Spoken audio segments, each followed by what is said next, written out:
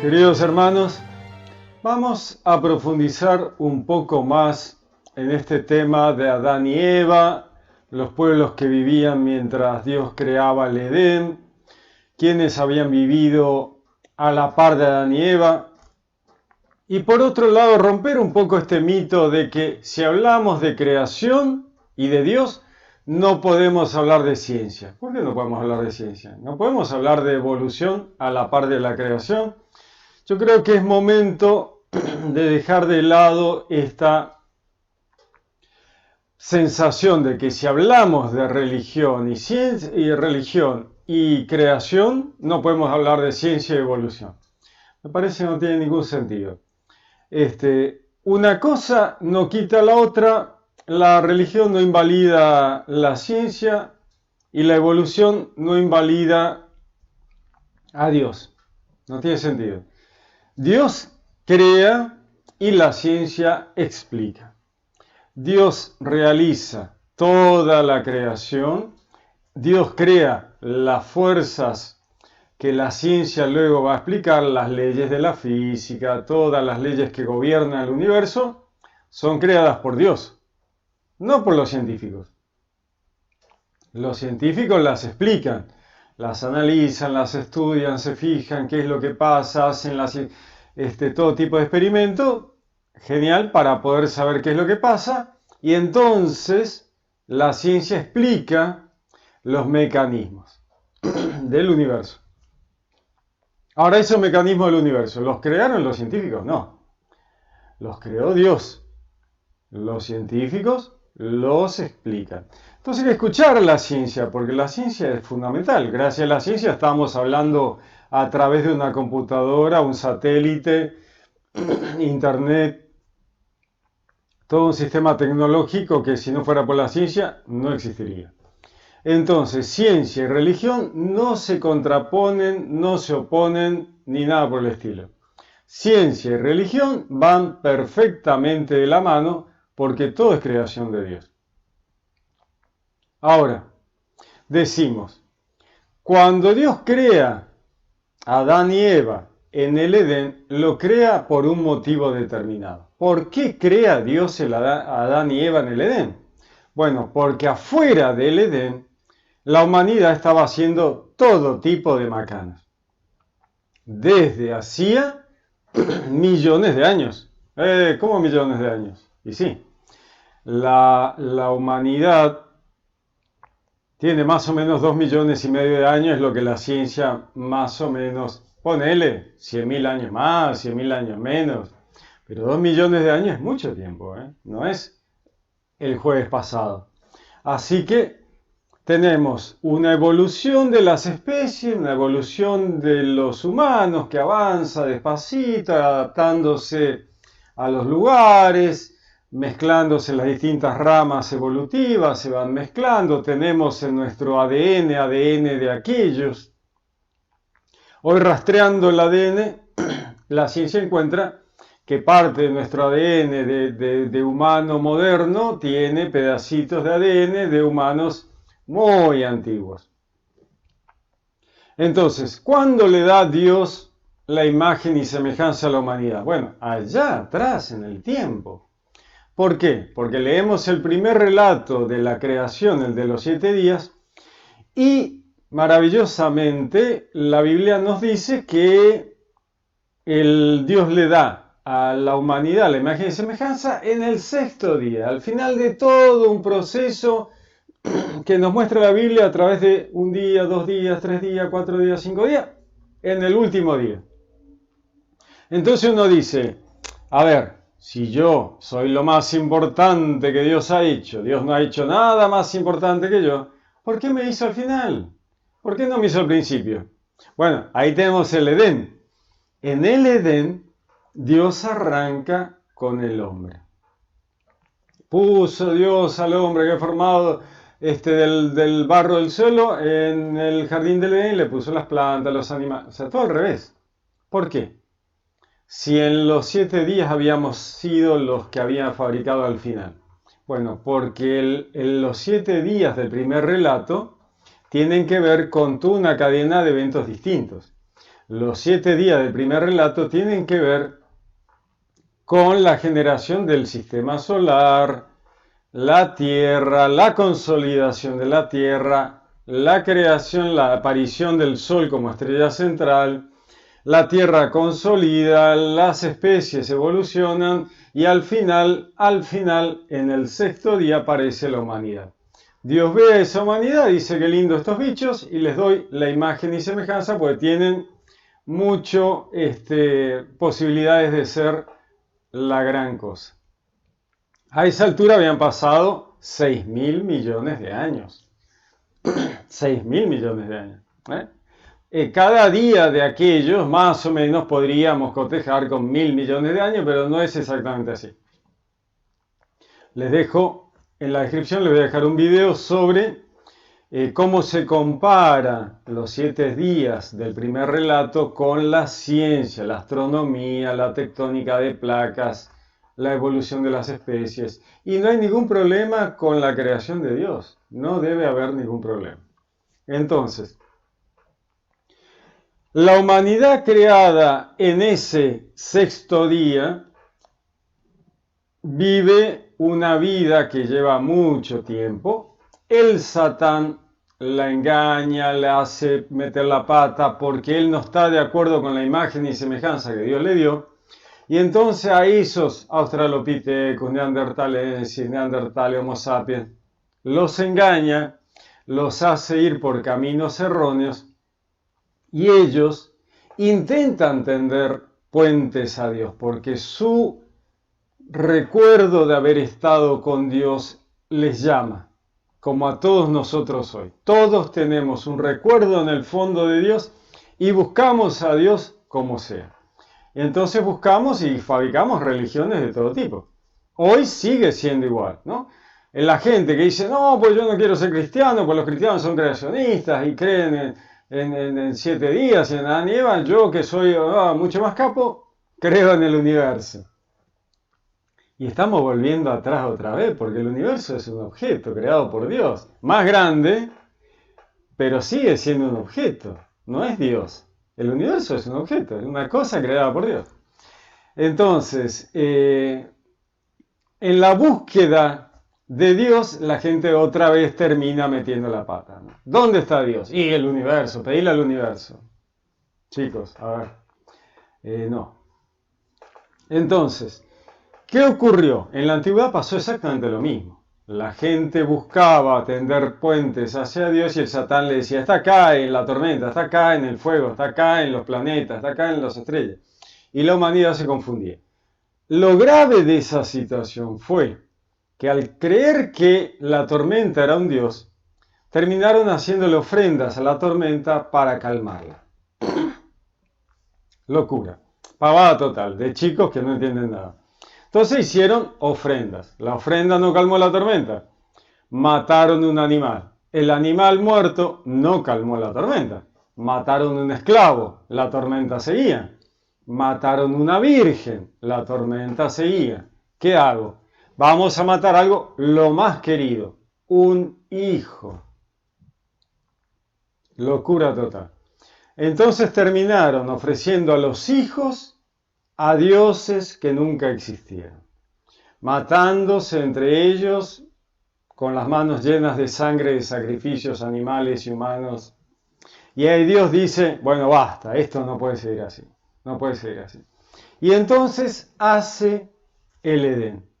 Y en el Edén replica lo que está pasando afuera del Edén. ¿Qué hace allá dentro del Edén? Agarra un lugarcito, lo cerca para que nadie se meta, fabrica al hombre, lo pone ahí, le pone las plantitas, los animalitos, todo tranquilo. Dice, bueno, ¿qué falta acá? Ahí falta la compañera. Saca un pedacito del hombre, hace a la mujer para que se vea que son lo mismo y no tienen ninguna diferencia. Y entonces esperan, sigue sin pasar nada, está todo genial ahí adentro y el Satán, que no aguanta más, sale de la oscuridad y seduce a Eva, como dice ella, me sedujo y comí. Seduce a la mujer, a Eva. Eva es como la imagen de la mujer, de la humanidad. En la Biblia la mujer tiene estos estratos, ¿no? Por un lado es la humanidad, por otro lado es el pueblo hebreo, luego va a ser Jerusalén, luego va a ser María, luego va a ser la iglesia, la mujer. Entonces Satán está engañando, seduciendo a la mujer y le hace probar, internalizar el fruto, el producto del árbol de la ciencia del bien y del mal, que es ni más ni menos que la filosofía.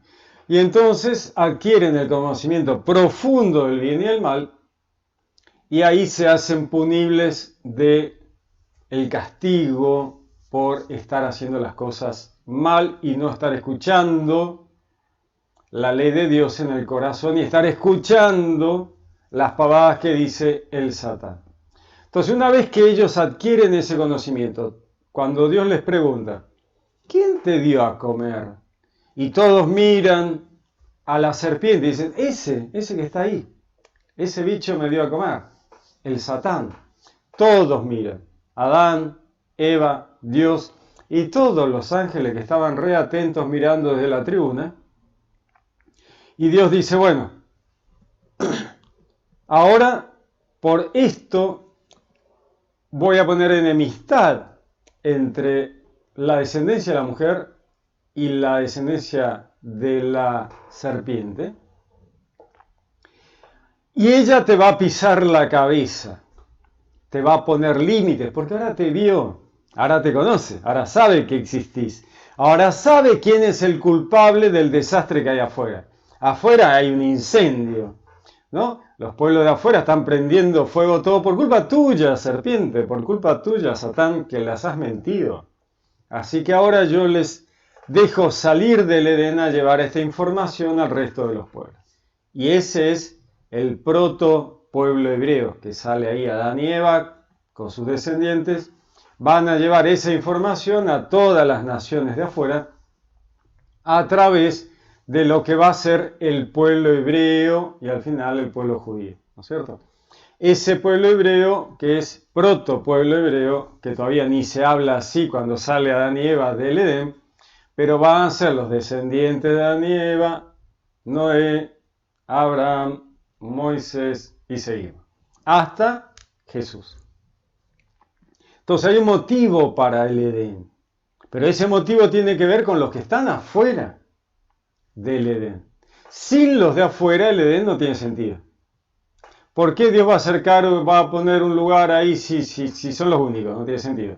¿Quién se casa con Caín? ¿Y esa mujer de dónde sale? Bueno, sale de los pueblos que están afuera, que están edificando la ciudad de Nod. Y en el relato del Edén nos hablan de la gente que está afuera, el país de Asur, Asiria, el país de Javilá, el país de Cus, y el comercio que ocurre entre ellos, los metales preciosos, las piedras preciosas. Fíjense que habla de metales, ya estamos avanzadísimos en la historia de la civilización humana. Ya pasamos el paleolítico, lo más antiguo, pasamos el neolítico, que ya es la piedra nueva, ya estamos en una época metalúrgica. ¿Quiénes estaban afuera en el Edén? Afuera del Edén. ¿Quiénes estaban? Bueno, hay un montón de pueblos ahí afuera en el Edén. Les voy a mostrar un poquito, así tengo otro video sobre eso si lo quieren ver, pero lo voy a mostrar muy rapidito, lo que ya está en los otros videos que vemos. Estos son fósiles de aquella gente que vivía fuera del Edén.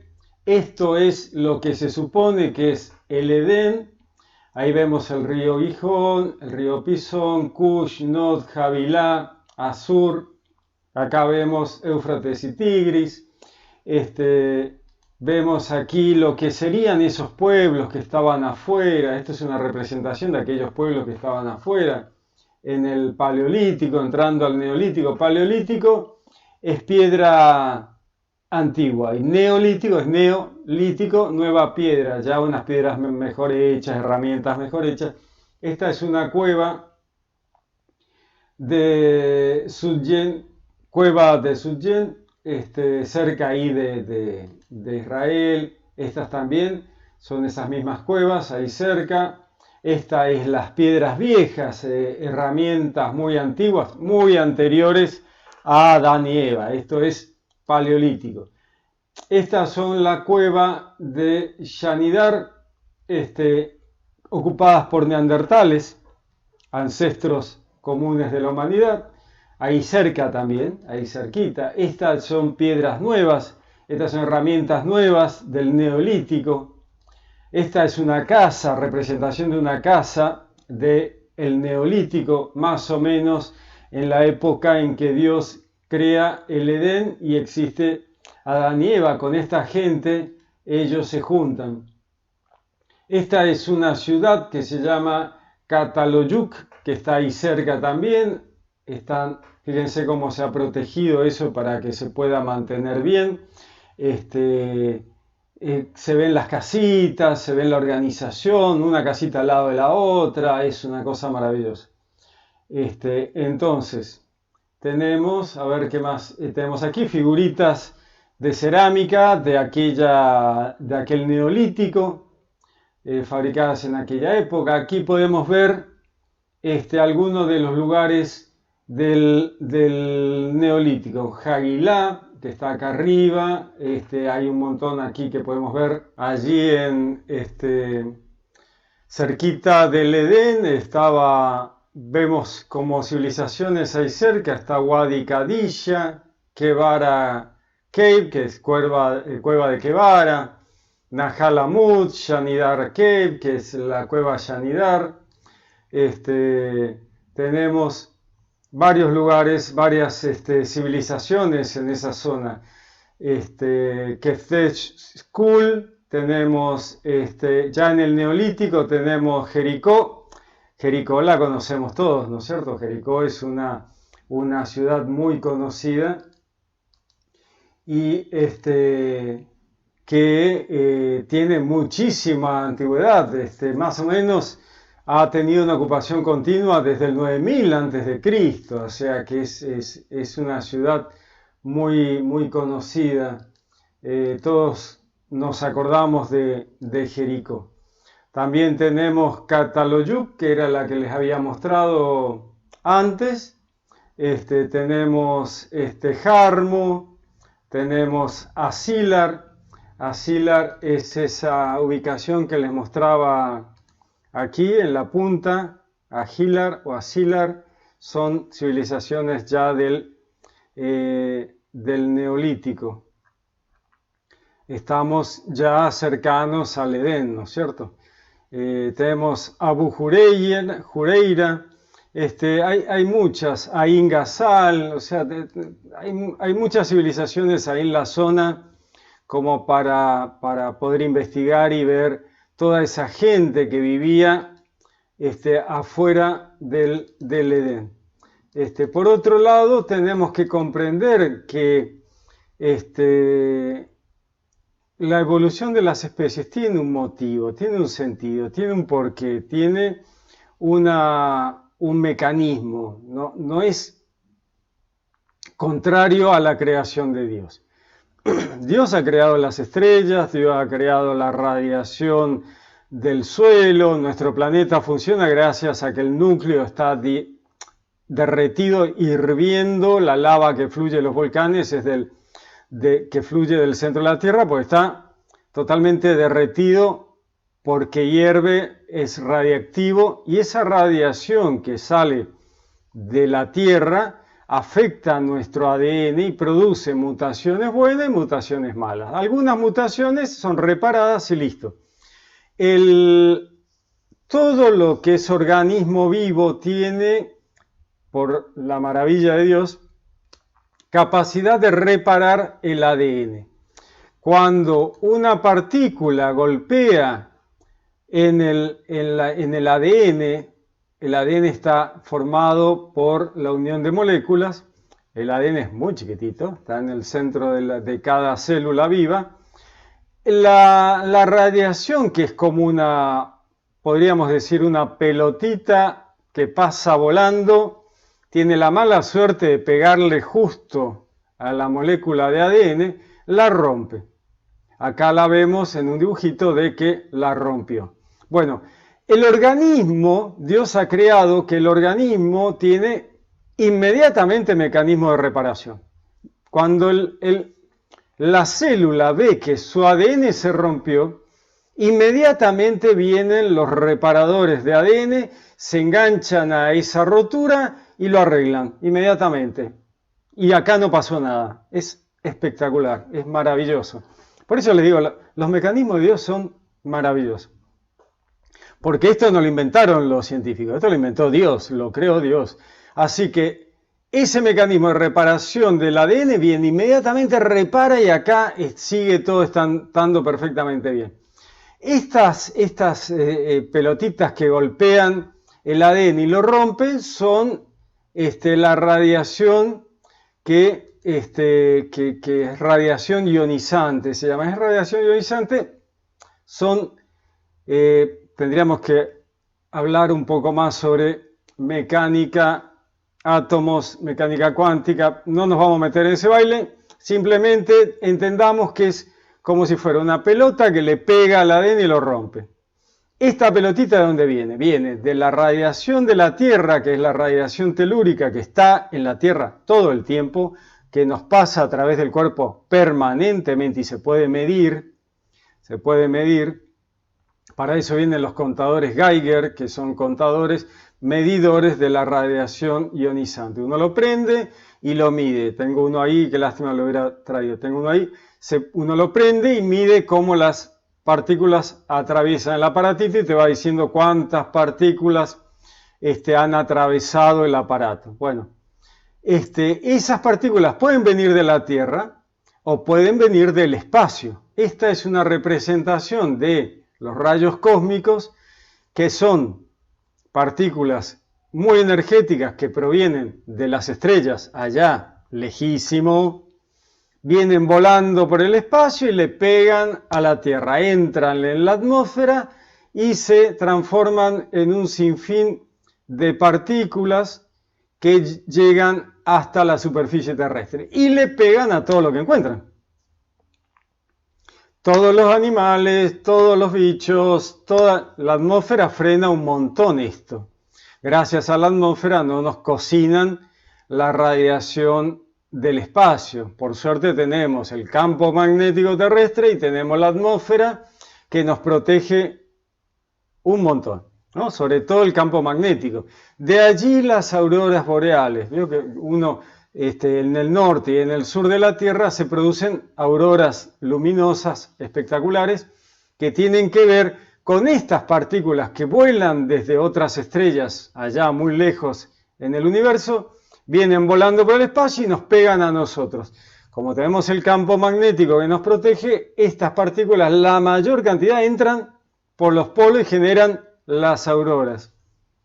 Pero hay muchas que pasan y nos pegan en la superficie terrestre. ¿Y qué es lo que hacen?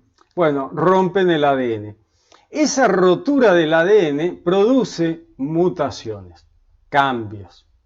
Entonces, este es uno de los motivos, mecanismos de la evolución.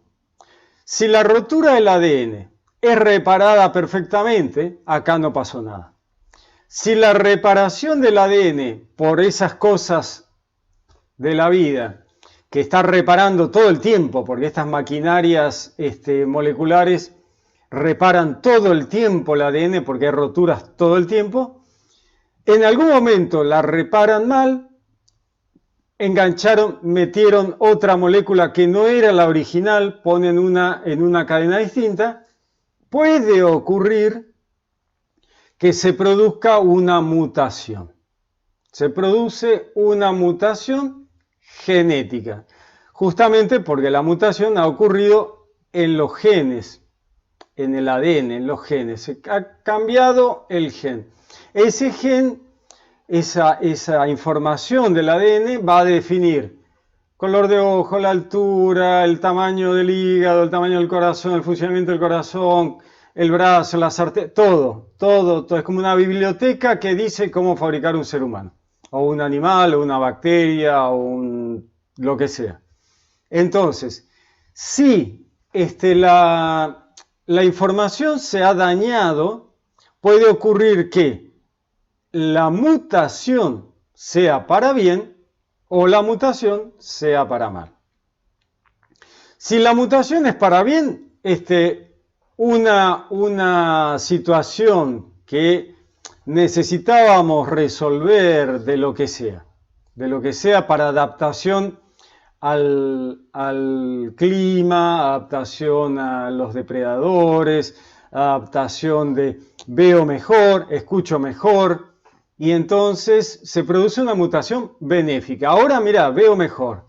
Ahora capto sonidos más bajos o más altos y entonces mi genética se pasa a la siguiente generación. Y el otro, mis hijos, escuchan mejor, ven mejor, corren más rápido, lo que sea.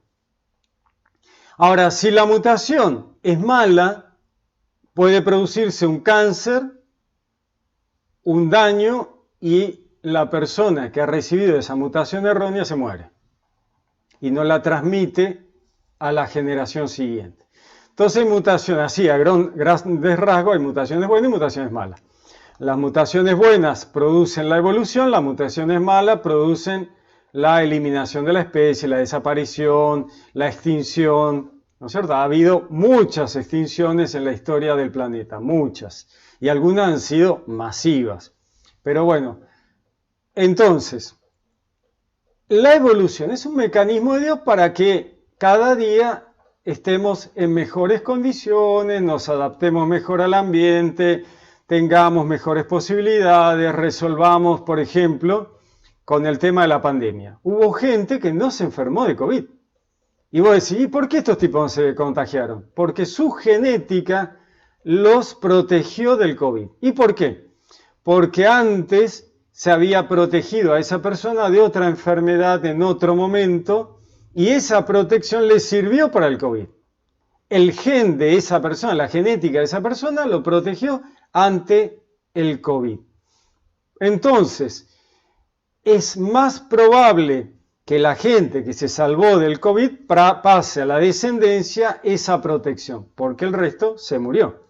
Algunos sí, algunos no, porque hoy tenemos vacunas.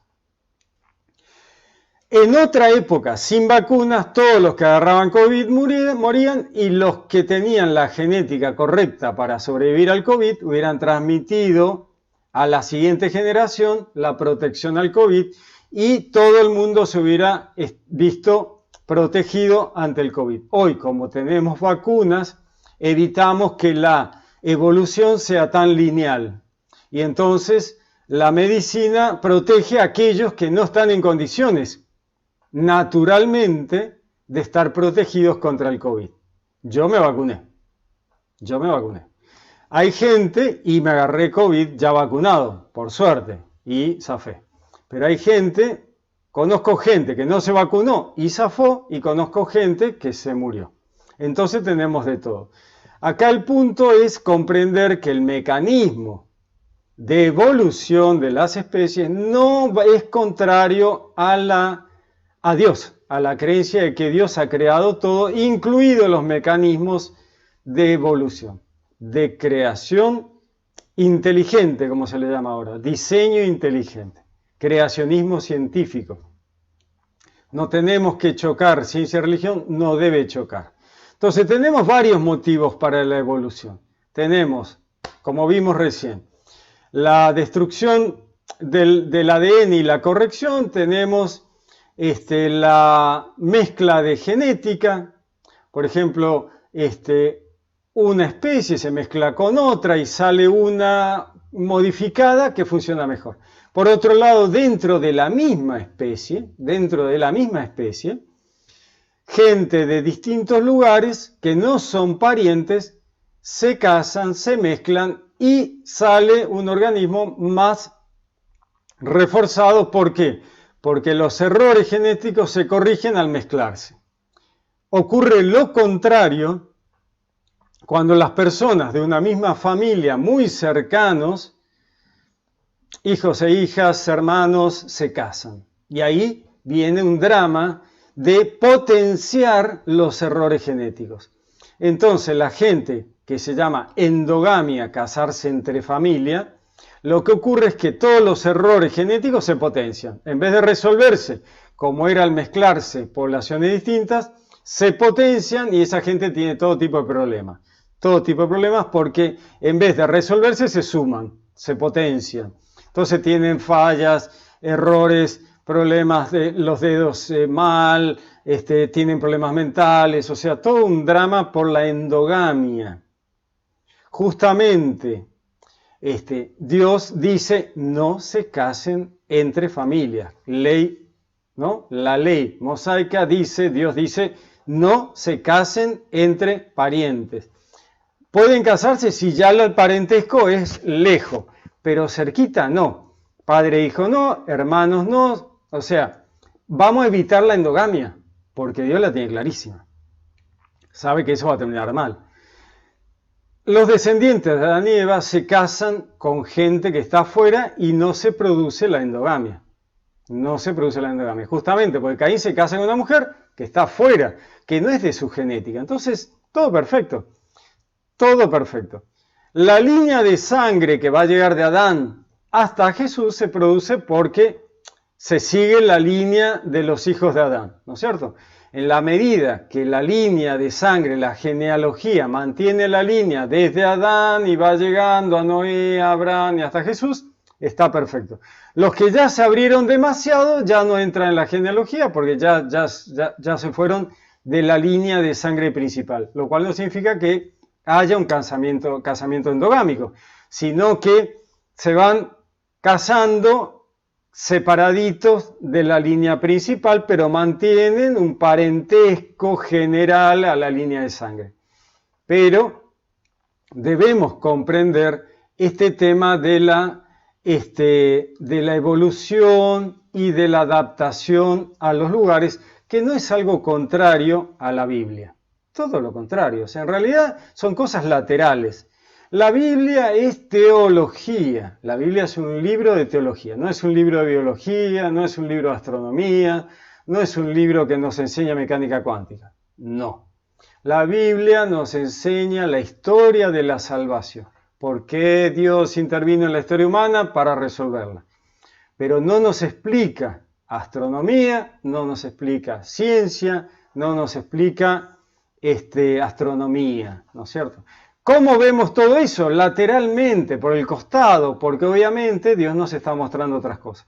Vemos los 7 días, vemos que hay una línea que se puede comparar con la astronomía, sí, pero Dios no nos está enseñando astronomía, nos está enseñando teología. Entonces, no hay que mezclarlos tanto, pero tampoco hay que ponerse loco de decir, no, si vos sos científico no podés ser creyente. Es una pavada. No tiene ningún sentido. Cualquier científico puede ser cristiano y no hay ningún inconveniente. De hecho, hay muchísimos científicos creyentes, absolutamente. Cuando yo escribí mi primer libro sobre el génesis de la ciencia, la primera persona que me contactó para charlar sobre el tema fue un astrofísico. Un astrofísico. Un tipo que dijo, ¿cómo? ¿Así que se puede combinar Biblia y astronomía? Fíjense lo que son las cosas. Entonces, Dios crea, la ciencia explica. ¿Había alguien afuera del Edén? Sí, muchísima gente. ¿Hay problema con eso? Ninguno. ¿Podemos rastrear las civilizaciones anteriores a Adán y Eva? Sí. Los arqueólogos lo han hecho porque investigan y nosotros podemos situar al Edén en determinado momento histórico. Neolítico, ya ahí época de los metales, edad del bronce, ya estamos ahí. Entonces, no hay ningún problema, no hay que ponerse mal y decir, no, pero si yo entonces si creo en la ciencia tengo que abandonar el cristianismo. No, eso no. Aparte, ¿cómo vamos a llevar la palabra de Dios? ¿Cómo vamos a evangelizar a otros? A cualquier persona que tiene un teléfono celular en la mano y que lo único que tiene que hacer es buscar paleolítico, neolítico, radiación ionizante, evolución, genética, y nosotros le vamos a decir que eso no existe. No se puede. Si uno es cristiano y quiere llevar la palabra de Dios, no podemos ponernos en contra de la ciencia. Es una tontería. No lo hagamos. Perdemos la posibilidad de evangelizar en el siglo XXI, ¿no es cierto? estamos usando una tecnología muy particular que solo la ciencia la pudo hacer. Entonces, dejemos de bromar. Muy bien, les deseo un lindo día, que Dios los bendiga, espero sus comentarios, espero que me digan si necesitan que investiguemos alguna otra cosa más, algo más. Este video viene justamente porque ustedes me lo han pedido, así que aquí trato de profundizar. Les deseo un lindo día, que Dios los bendiga, los saludo con gran afecto, les habló Pablo Castro.